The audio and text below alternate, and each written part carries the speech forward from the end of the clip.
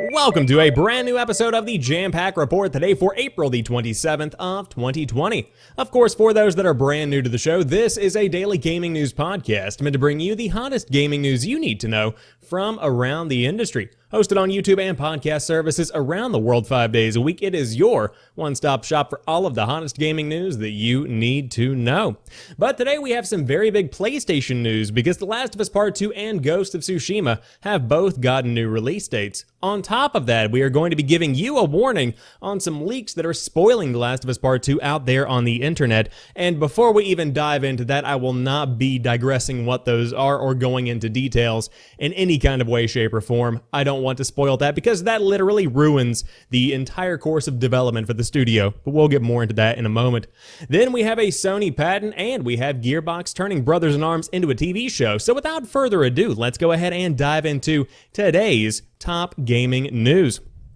First off, after being delayed indefinitely, The Last of Us Part 2 will be released on June 19th, with Ghost of Tsushima pushed back to July 17th.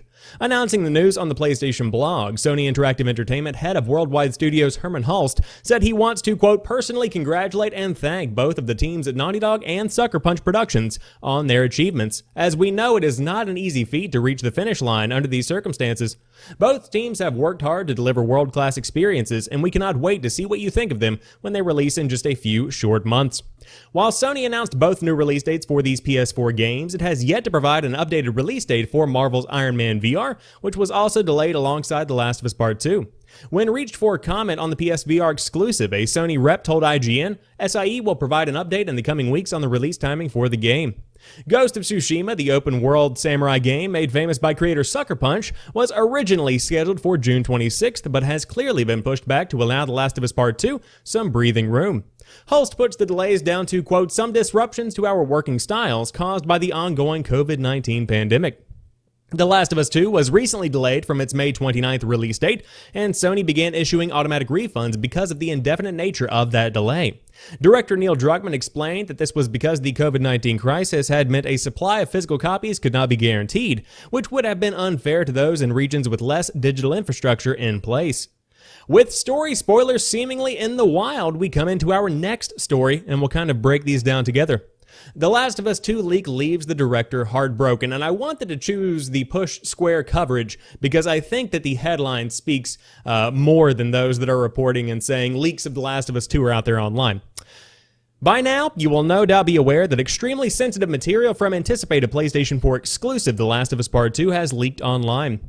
While the title has received a new release date today, the news has been overshadowed by the tidal wave of spoilers being shared on social media.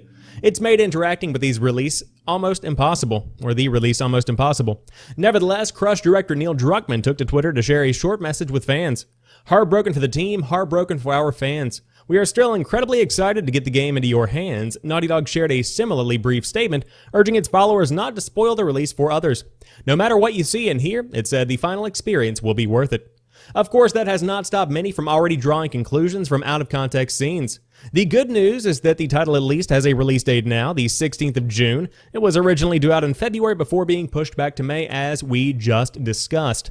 And so it's very unfortunate to see these leaks come out, and they overshadow the release date, which is, of course, now June the 16th. And so I think first and foremost, talking about The Last of Us Part 2, it's still going to be an incredibly significant game for this entire generation. It is shaping up to be a phenomenal experience that is kind of the crowning jewel of the PlayStation 4 if it does fulfill fans' expectations. And from what I am gathering, the leak was leaked by somebody who was disgruntled at Naughty Dog and shared tons of internal footage and basically spoiled years and years of work. And that's unacceptable in my opinion. I mean, you see a lot of people talking about the working conditions in the gaming industry. You see a lot of people reporting on unionization, and those are all fantastic routes to speak your mind and to make your voice heard and to be able to fight for equal pay and equal treatment. Everything you need to do, you can do so civilly. But whenever you look at the impact this has on the overall gaming population, when you look at the impact this has on sales of the game potentially, when you look at the impact it has on the rest of your team that you are there struggling alongside, how can you think that's a good idea? I just don't understand. And plus, as somebody who loves to go into a game blind, as somebody who loves the plot twists and turns, I don't understand how you can go into this knowing that you are going to be spoiling that feeling for so many. But I wanted to let you know those are out there. Now, in terms of the new release dates, I think it's number one interesting that Herman Hulse and Neil Druckmann have two different reasons why the game was delayed. Now, Herman Hulst said in his direct PlayStation blog statement that it was because of the working conditions that are encapsulated in working from home, while Neil Druckmann said that it was a delay on the supply chain that is forcing the game back. And so I think there's a interesting little back and forth there that could be had, but regardless, we now have a release date for the game, and that ultimately is the solution to the problem. However, I think that it's a pretty good release date, of course, not too far off from what we had originally anticipated, and I think the game was pushed back because we weren't sure what would be happening during this specific time. The end of April, the beginning of May, it's hard to define how this is going to impact the overall production cycle, but now that we have a bit of a decline, the curve is beginning to hit its peak and begin to go back down. You see more and more people getting back on the production lines. You see more and more people getting into that distribution cycle, and so it is possible now they have a release date. Now, Ghost of Tsushima, did it need to be delayed? Not necessarily, but it's definitely going to help The Last of Us Part 2. And also, it is a good idea to stagger two huge PlayStation releases. And really, these are the last two major releases of the PlayStation 4's life. Of course, you are going to have games that are thriving on that backwards compatibility for quite some time.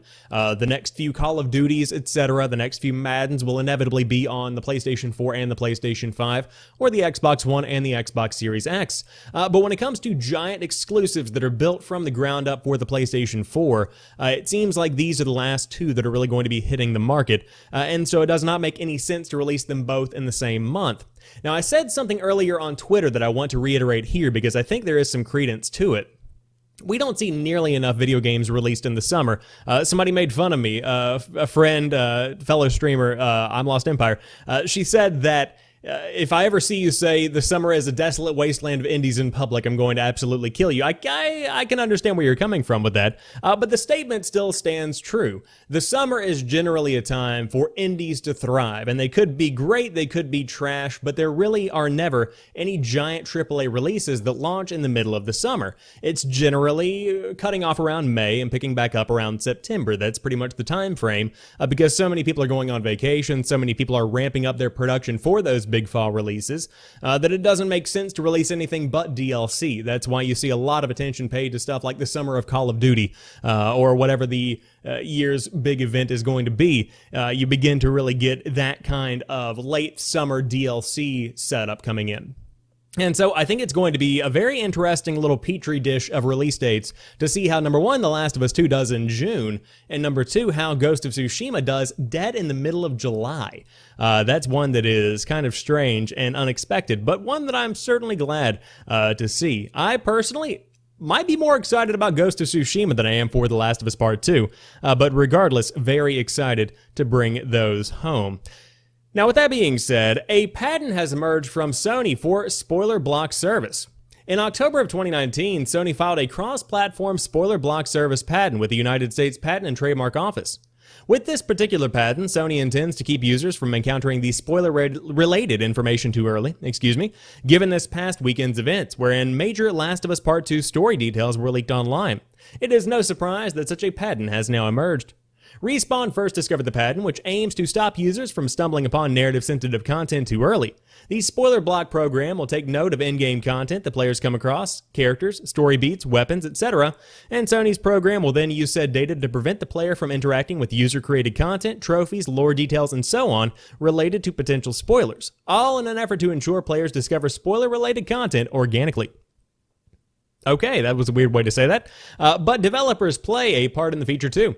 They'll be able to mark and hide certain information until players encounter the information independently. Ultimately, users will have control over the function with the ability to turn it on and off at leisure. In many respects, the spoiler block could work in a manner similar to PlayStation's hidden trophy feature. With the latter, users can reveal a hidden trophy's contents by simply pressing square in the trophy menu.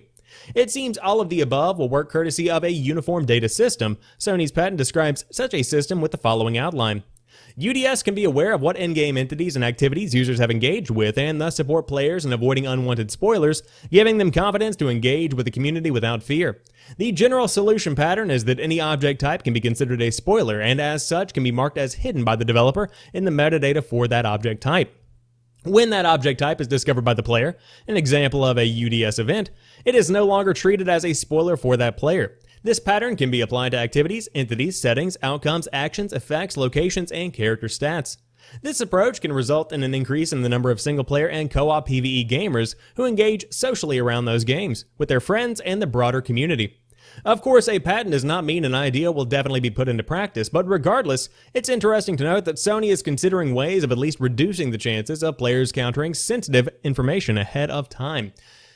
It's a good idea, but the big point that I want to make is that the real threat for leaks and the real threat for any kind of information being found is Twitch, is Twitter, is Facebook, is an Instagram comment. You never know where somebody is going to be putting a comment that is going to reveal a lot of information about The Last of Us Part 2. In fact, on this video, comments are going to be disabled because I don't want anybody to even have the chance to say anything spoiler related. I'm going to lock as many threads as I possibly can. I don't want to see it.